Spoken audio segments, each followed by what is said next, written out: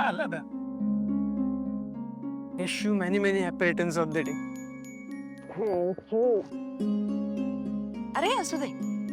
काय आहे प्रीतम, तू होतास कुठे दिवसभर? एक फोन नाही केला साधा. कुठे आहेस, काय आहेस, आम्हाला कसं कळणार आहे? अहिल्या, आता आलाय ना तो. ठीक आहे. पण अहिल्या खरंच भाग्यवान आहेस तू. तुझी दोन्ही मुलं तुझ्यावर खूप प्रेम करतात.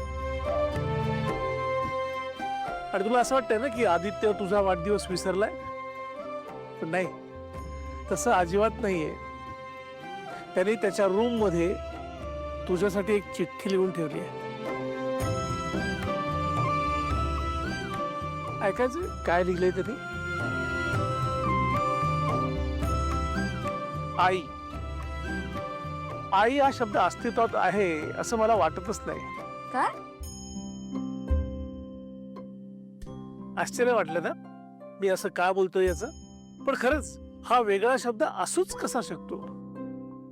मी श्वास घेतो ते म्हणजे आई, माझं हृदय धडधडतं ते म्हणजे आई, रखरखत्या उन्हात जेव्हा गर्द सावली मिळते ती म्हणजे आई, तहानलेल्या कोरड्या पडलेल्या घशाला पाण्याचा स्पर्श होतो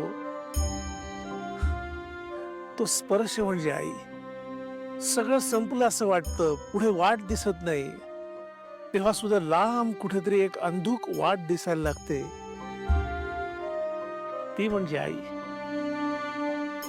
सगळे हात सुटतात, आधार सापडत नाही, तेव्हा कुठेतरी एक छोटस बोट आपल्याला देतं आणि म्हणतं मी आहे.